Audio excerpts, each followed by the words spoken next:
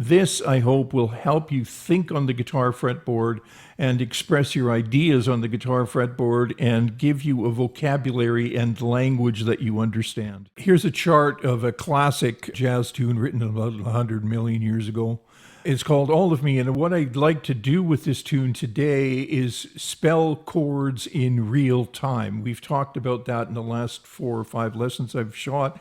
And so what I'm getting at here is rather than see chords in a picture, like Kaplong, I saw the picture and so now I play the chord. What we're going to do instead is think about spelling the chord now, and in real time, slowly at first. So here we have a C major 7 chord. We know that the C major 7 chord is made up of C, E, G, and B. Those notes of the C major scale. Since we're in the key of C, it's good to think of, the C major scale in this case, and we've been sort of rattling off stuff in, having to do with the C major scale, which applies to every other major scale, right? Same stuff. Okay, but here we are in the key of C major, and we're going to just run through some chord spellings and put them down on the fretboard. But before you do that, make sure you know the names of your notes on the fretboard. Here's a C note, right? Here's an E note, right? You have to be able to locate these notes, right? D, D, G, right? So put the root notes on the bottom of the chord right now. I'll just play the root notes over the first 16. So C, E,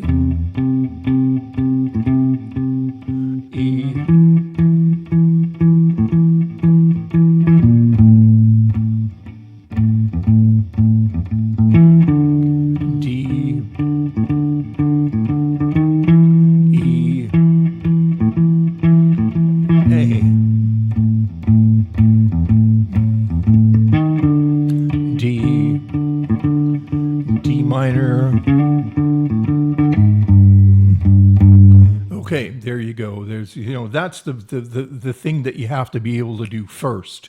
So let's now go to the first chord and we're going to spell the chord. It's a C major 7, so I know it's a C major, so that means it'll have a major third. There it is, 1, 2, 3, major third. If I go all the way up to the 7th, 1, 2, 3, 4, 5, 6, 7, there's my major 7th. It's a B note, right? So now I need the 3rd and the major 7. I could also have the 5th in that chord, C, E, G, and 5. Okay. So let me spell the chord. Here's the we'll just skip the 5. You can do that pretty much any time, unless it's an altered 5. But that's another story. C, E, skip the 5. B. There's my chord. C, E, and G. How about if I take this E and put it up an octave? Right, C. And why don't I add the 5th here? Right, so 1, 5, 3, 7, and 3. Let's move to my next bass note. 1, 3, and this is a flat 7. Right, so this time it's a flat 7, and the G sharp doesn't belong in the key of C major. It's the spelling of the E7 chord. So here's my 7th major, the minor 7th in an E7 chord, and then I put the 3 in between. I could also take that 3 and put it up on top, or here. So first, the first chord we spelled was a C major 7. Here's a major 7, right? 1, 2, 3, 4, 5, 6, 7. In a dominant 7th chord, like the E7, the 7th is a minor 7th. If I just played the 7th, so I could do this, major 7, E7, A7, E7, same deal. D with the minor 7th as well. I just put the minor 7 in there even though it doesn't ask for one. So this chord progression just with 7ths would sound like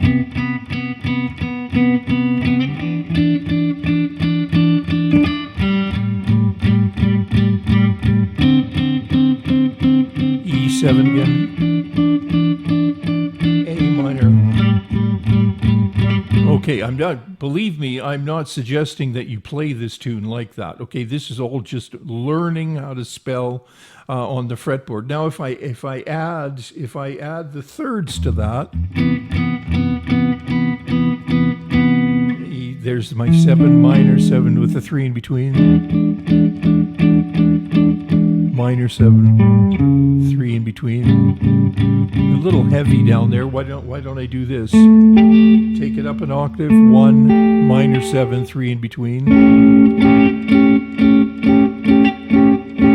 In each case, I'm just using roots, right? Starting with the root and building up from there. There's my minor 7. I could put the third up an octave. So let's see what I've got so far. C major, E7, A7, and D minor, E7, how about A, minor 7, 3 on top, D, 7, make that minor, G. Okay, so far what we've done is more or less we're taking this 7th and putting the 3rd in between. In this case, rather than put the 3rd in between here, because it's heavy, it's too thick there, I just take the 3rd and put it up an octave. And then the same deal here for the D minor, D, there's my 7th again. Look, you can look at the shape. There's a 7th, right? And then put my 3 on top. E7,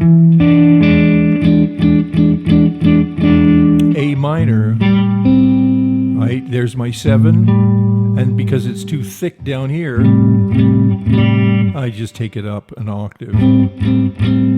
D7, alter the 3 to make it minor, G7, 7th, and then the 3. Okay, now I'm just going to take the first 16 measures with those chords.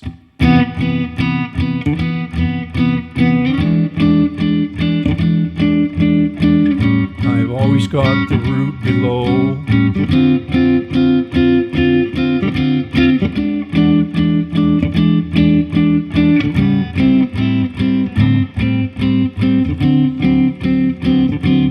How about G7 back to C major? How about this one? So here I have the 1, the 5, the 7, and the 3. And then the E, right? I've just duplicated the E on top. A, D minor, and I'm just adding the 7th. And then, how about F?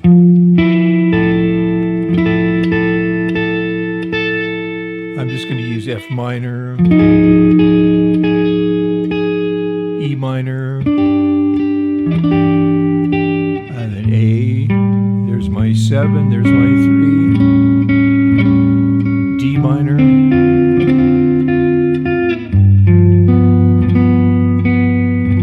and C. 6, 1, 3, 6. Right, or I guess we could do that. Or C6. And then D minor, G7.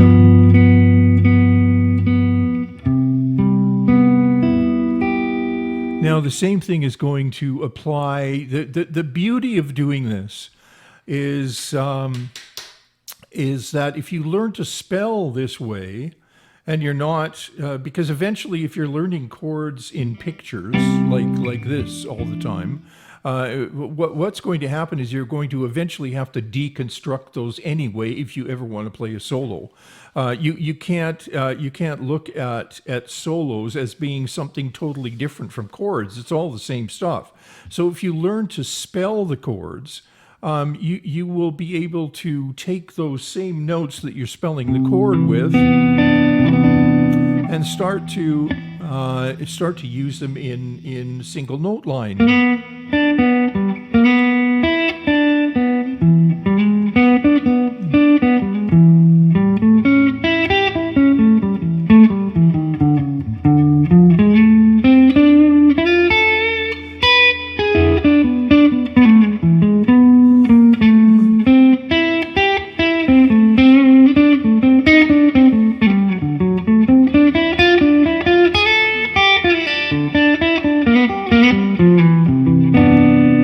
Get the idea. I hope you heard some of the chords changing.